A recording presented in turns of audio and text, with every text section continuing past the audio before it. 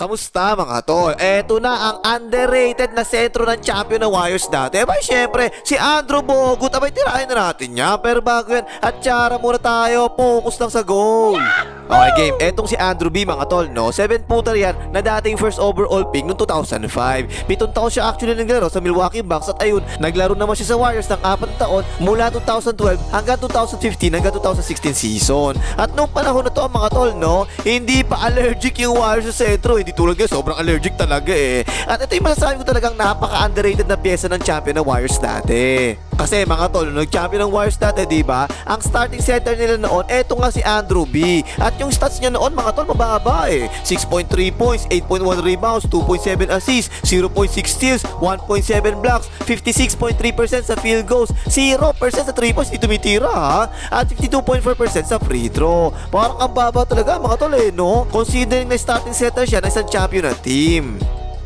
Pero actually, malaki talaga yung ambag niya sa team eh, no? Unang-una, merong low post threat ang Warriors dati dahil dito kay Andrew B, diba? At yan, pa-hookshot niya na yan. Ako po, tingnan mo, napaka-deadly talaga niyan dati eh. Kaliwat kanan pa actually yung hookshot niya na yan, mga tol, ha? At etong mga nakaraang roster ng Warriors ngayon, wala talaga silang ganyang sentro eh, no? Pero dati, kapag napasahan si Andrew B sa poste na ganyan, maaasahan mo talaga yung mga ganyan tira siya poste, no? Patay ka dyan. Eh ngayon, kapag pinasa sa poste ng Warriors na ganyan, ang gagawin lang nila kadalasan split action, diba? Pero dito kay Andrew B mga tol, ganyan dati eh, oh. Umaatake talaga siya, tapos syempre, pa-hookshot na naman yung gagawin niya. Eh kasi sure ball talaga yung ganyan tira niya. Akala niyo ba? Konti lang talaga yung attempts niya sa Warriors, kaya mababa yung average niya sa puntos. Ganito, kanwari, tingnan mo, ito nakaraang season ha. Si Looney Tunes, si Tenda Juicy Davis, si Doraemon, si Quinton Post Office. Yan yung mga ginagamit ng bigs ng Warriors itong nakaraang season, diba? Lahat yan mga tol, lahat yung apat na yan, hindi mo makikita pa-atake ni Coach Karian galing sa poste. Bihira lang talaga eh. Pero dati, ganyan, tingnan mo, oh. Legit na inside scoring para sa Warriors, diba? Legit na low post threat din. Ito si Andrew B. Tsaka legit talaga yung hookshot niyan eh. So, hindi sobrang lead ng Warriors noon, mga tol. 4 lang kasi nilalaro ni Doraemon. Si Doraemon, tingnan mo, nasa kabila, oh. Tapos, na naman, yung paborito pa hookshot ni Andrew B. Napakahirap talaga batehan yung ganyan eh, no? Patay ka dyan. Tapos, syempre, shoutout muna natin yung makakapal na mukha. Shoutout kay Josman Canor, Gidi, from Tasa Cavite. Umiwas ka sa underage, ha? At tapos, yung maganda pa dyan, mga tol, ha? Kapag nasa kanya ang ball sa post na ganyan, marunong pa actually mamasa yan, ha? Nice pass, o ginulangan, nakakulang na nga. Hanggang ngayon naman, ginagawa ng Warriors yung ganyang play, diba? Split action yan. So, ayan yung screen, papunta sa wing, diba? Kaya yung depensa, aabangan talaga yung papunta sa wing. Pero sa gitna naman dumaan, ayan yung pass ni Andrew B, eh, oh, tak-tak. Nagagets nyo ba yun mga tol ha? Double purpose talaga kapag siya nasa poste eh, no? O yan, inulit na naman nila yung split action. Pero sa gitna na naman kumat, ayun na naman yung si Andrew B eh, o layup yan. Pero kunwari, yan, pass sa kanya sa poste, diba? Tapos nag-split action yung Warriors, wala na pasahan. Kita nyo ang ginawa ni Andrew B dito mga tol, umatake siya agad eh, no? Yan talaga yung wala sa Warriors ngayon, yung ganyan sentro eh. Yung sentro na pwede mo talaga pasahan sa poste, diba? Na merong atake sa poste talaga at marunong pa mamasa. Wala talagang ganyan yung Warriors ngayon. Ilang taon na sila actually, walang ganyang sentro eh. Meron pa kang variation yan mga tol. Ayan, tingnan nyo, oh. Nasa poste na naman siya, diba? Ayan yung kata sa gitna. Pero ang napasahan niya, si Game 6 Baldog. Ayan, jumamper. Game 6 Clay! Ayos din yung ginagawa niya. Isang kamay lang talaga yung nahawakan yung bola eh, no? Eh, madali nga naman iilag kapag ganyan kasi. Ayan, libre na nga special top sometimes. So, patay ka dyan. Yan yung isa pang underrated talaga sa kanya, mga tol eh, no? Yung passing skills niya eh. Tignan niyo yung ginagawa niya, no? Tumagilid siya sa pag-screen niya. Tapos yung pass niya, basic na talaga. Pero tama lang talaga eh. Open tuloy si Game 6 Baldog. Game 6 Clay! Okay, pares na, tingnan nyo, pares lang ginagawa, isang kamay lang ulit yung bola, diba? Kasabay na yung screen, tapos bounce pass na naman sa bakanting spots, may free throw, libre na naman si Game 6 Baldog, jumamper, Game 6 Clay! Diyan pa lang mga tol, makikita mo talaga yung IQ eh, no? Kasi yung mga pasa niya, hindi diretso papunta sa tao eh. Yung pasa niya papunta doon sa spot na ma-open. Tulad yan, tingnan mo, oh. Akin talaga yung pasa, pero sakto na naman eh. Layup yan. Kahit sa mga backdoor cuts, actually, ang dami kong nakita pass niya na ganito eh. O yan, tingnan mo, nice pass, oh, layup yan. Yan, uso yan hanggang ngayon mga tol eh, no? Pero yung mga sentro na marunong pumasa na ganyan, konti lang talaga kahit sa NBA eh. Yan, naawa pa ka sa talbog. Hoy, like mong hype ka, ano na? Bumabag yun na, ayaw pa rin mag-like eh, no? Mag-like ka na! Tapos meron pang tira kakaiba yan mga tol. Tingnan niyo yung floater niya, ganyan ang pangit talaga eh. Pero sure ball din siya sa mga ganyan. Kaya kapag yung depensa, ganyan ang ginawa kay Base Storm sometimes, tapos napasahan to si Andrew B na ganyan, wala na. Hindi mo talaga mabubutayan ganyan tira niya eh. Parang tira ni Joker mga tol eh, no? Mas mukhang bano nga lang yung tira ni Joker, pero parang lang namang halos eh. Pangit tignan pareho, pero effective naman pareho. Again mga tol, napaka-underrated niya na kasi sentro to mga tol eh. Lalo nung panahon na to, baka siguro dalawa o kaya tatlong sentro lang tumitira ng ganyan noon eh. Yan o, patay ka dyan.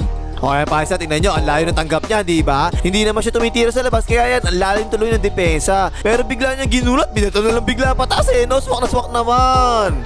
Tapos mga tol, maganda rin kumatyan ha. Siya sa weak side, kita nyo? Punta kagad siya sa gitna, di ba? Tapos yun, ginamit na naman yung paborito niyang lepo, kaya patay ka dyan. Kasi wala naman siyang 3 points mga tol, kaya tinan mo, inihiwaan talaga siya ng depensa sa labas eh. Pero sinabayan naman niya ng cut, nice, paso nakalaya pa nga, nice. Ilang beses ko actually nakita ng ganyan mga tol ha. Yung iiwanan palagi siya ng sentro ng depensa para makatulog sa loob. Tapos sasabayan niya ng cut na ganyan, ang ganda oh, sabay hookshot na naman, patay na naman. Yan mga tol, napaka-importante talaga yan na merong ganyang skill ng sentro ng Warriors eh, no? Kasi tulad niya, tinan mo, napasahan si Doraemon sa roll, di ba? So ang mangyayari, magro-rotate ngayon ng depensa. So pwede ka talaga malibre, di ba? Kaya kung ka dapat na ganyan, nice pa, so dak-dak! At dapat maagap talaga yung mga cuts mo sa ganyan. Tulad niya, tinan mo, oh. Sabay lang sila halos ng sentro ng depensa na gumalaw eh. Well, nice pa naman eh, oh. Dak-dak! Napansin niyo ba mga tol, puro pagitna palagi yung ginagawa niyang cut, di ba? At tuwing mata-double team, sina best shooter sometimes, kakat palagi talaga siya. Ayan pa isa, oh, dak-dak! Kaya nung panahon na yan mga tol, mas mahirap talaga sila i-double team kasi maganda talaga kumat si Andrew B eh. Pag napasahan naman siya sa loob, 7-footer yan, laki-laki niyan, edi dak-dak na yan. At syempre, kasama na rin dyan yung mga drapas. Tulad niya, tinan mo, tumulong si Sanpit, di ba? Na-drapas na rin kay Andrew B. Na-foul counted pa nga. Ito pa isa, gumit na din si Perkins sa depensa, di ba? Drapas na naman sa kanya, wala na. Hindi talaga aabutin, tirang banu na yung ginawa eh. Kasi nag-focus yung depensa kay the best shooter of sometimes. Ang laki ni Andrew B, di ba? Kapag napasahan sa loob yan, is 2 points talaga yan. At talagang alam niya kung saan dapat siya pumwesto, di ba? Alam niya kasi mag-rotate yung depensa, kaya dyan siya palagi pumupwesto sa libre na ganyan, is 2 points na naman. Kaya syempre, pati mga offensive rebounds, okay din talaga kasi nga, tingnan mo nakapwesto na naman sa loob eh, no? Simple follow-up lang, totas ka na. Yan talaga yung advantage ng magaling pumwesto sa court, mga tol eh. Kasi kahit basic lang, makakascore pa rin talaga yung mga yan eh. Kumbaga, yung mga cuts na ginagawa niya kanina, di ba? Tapos, hindi siya napasaha kahit ang drapas na ganyan. Diyan na ngayon ang tuloy, no? Syempre, sa mga offensive rebounds sa ganyan. Tingnan niya bumakso sa ilalim, ang ganda, walang ang ganda ng pwesto eh. Tipin tuloy yan. At mahilig pa siya sa mga ganyan tip-in, mga tol ha. Ikaw ba naman, 7-footer ka tapos ang lapit-lapit mo sa ring, di ba? Di syempre, tapikin mo na lang ng konti pabalik sa ring, okay na yung ganon. Pero tingnan niyo mabuti yung pasok niya rito sa loob, mga tol. Kita niya, oh. Hindi lang talaga basta pasok yung ginawa niya eh, no? Paiwas talaga sa babakso sa kanya, kaya natipin pa nga, nice naman. Syempre, kasama na rin dyan yung mga follow-up dunk, di ba? Napaswitch yung depensa. Ayan siya, tingnan mo. Kita niyo ang ginawa niyang buwelo. Ang ganda, o yan na nga. Dak-dak! Ito pa isa, off the ball screen siya dyan. Pero tingnan niyo ang ginawa niya, oh. Umiscreen pa siya ulit na parang naging backshot na rin eh. Kaya siya na talaga yung makaka-rebound sa kanya sa loob. Dak-dak!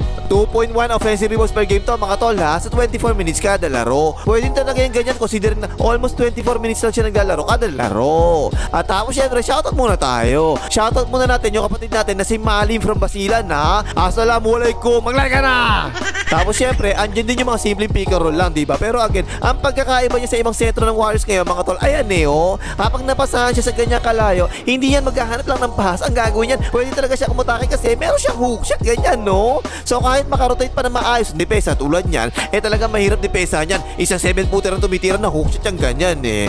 O pa isa, pick and roll na naman yan. Tinan mo, ang ganda ng rotate ng depensa, diba? Nakabalik kagad yung sentro nila. Pero biglang binatuhan ng pa-hook shot eh. O, patay ka dyan. Okay mga tol no? Okay talaga yung ganyan. Basic lang yung galawan yan para sa isang sentro, pero solid na solid naman. At tapos baka magulat kayo mga tol kasi alley-oop threat pa to ha. Mukha lang talaga hindi makatalon yan kasi maputi eh. Pero totoo okay naman talaga tumalon yan. Ayan no, dak-dak. Kaya yan yung mga ganyan, yung mga hand-up na yan tapos pick and roll nila. Alley-oop threat talaga siya sa mga ganyan mga tol ha. Yan alley-oop mo tol, dak-dak. Ito pa isa, hand-up pick and roll din yan, diba? Pero tinan niyo buwelo yung jet, tinan mo ang ganda. Palayo talaga, hindi pa diretso lang sa ring eh no. Tapos tsaka siya bumalik, papasok sa loob. Alley-oop mo tol, dak-dak. Actually, meron pa nga silang play na ginagawa. Tinan mo, kunwari, magbibigay siya ng off-the-ball screen, di ba? So, yung depensa, mapapatigil talaga yan, sandali. Pero bigla pa siya bubuelo na ganyan. Ang ganda, ayali mo, dak-dak! Okay, pati na niya, bumagal siya sandali, diba? Para kunwari, magbibigay siya ng screen. Pero bigla niya binilisan, ayan na nga, yalo yung mga tol, tak! Effective talaga no kasi yung bibigyan niya ng screen dyan, si Games is Baldog, di pa yung Baldog ng panahon na yan So yung depensa sa kanya talagang papatutok, diba? Pero bigla siya bumelo yalo yung tol, tak! Parang simple-simple lang mga tol no? Pero ang importante dyan, kaya niya talaga yung mga alley-oop. Magawa nyo kay Joker yan ngayon, tingnan malabong magawa ni Joker yung mga ganyan Sobrang effective niya kasi ine-expect talaga ng depensa yung screen na ganyan, tingnan mo. Tapos split second lang na magre-relax yung depensa, nakaagad yung alley-oop tak! Ang sarap panoorin talaga O yan nga, tingnan mo si Duncan yan, diba? Magaling yung depensa yan. Napatanga lang sandali sa depensa si Duncan. Ayan na yung alley-oop tak! At panghuli mga tol, depensa. Eto mga tol eto talaga yung wala sa Warriors ngayon Depensa sa loob na ganyan paos pasitan. Yung bang kapag meron pumasok na kalaban sa loob, meron kang maaasahan na second line of defense na ganyan paos pasitan. Kasi tulad niya, tingnan mo, iniskrin na si Best Shooter Santos, diba? Nakapasok ulit sa loob si Lillard, paos pasitan. O pa isa, pick and roll lang kalaban. Ang ganda ng pasa Pero meron 7 putar na nakatabay sa loob. Last line of defense yan Ayan na nga paos pasitan. Wala talagang ganyan ang Warriors ngayon. Ilang taon na sila walang ganyan 1.7 blocks per game yan mga tol ha. Solid na solid talaga yan para sa isang sentro. At yung mas matindi doon, yung lawak na naaabot ng depensa niya mga tol, malaki talaga. Tulad niya, tinan mo, tumulong siya sa gitna, diba? Naipasa yan. Pero pa rin siya paos pasitan.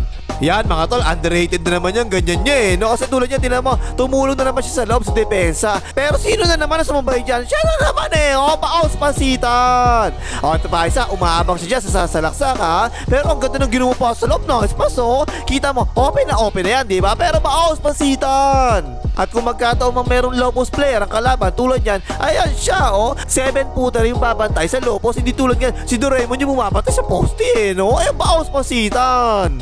So yun mga tol para sa akin talagang napaka-underrated ni Andrew B dati sa Warriors. Ang napapansin lang kasi palagi dati yung Splash Brothers, diba? Si Best Shooter Santos, siya kasi Games Baldog. Pero napakalaki talaga ng ambag dito si Andrew B sa Warriors Nakadalasan, hindi talaga nakikita sa stats. Pero nakita nyo naman kanina, okay naman talaga, diba? At walang ganyan ng Warriors. Ilang taon na ngayon Siguro mga tol, yung ganyang Andrew B, ilagay mo yung ganyan sa roster ng Warriors ngayon, malamang malayo siguro mararating ng Warriors Kaso lang, allergic pa rin sa sentro, mga walang kaya yun, nga. O, ano pa kay Magas, maglagay, mga hitar ng Dalibi.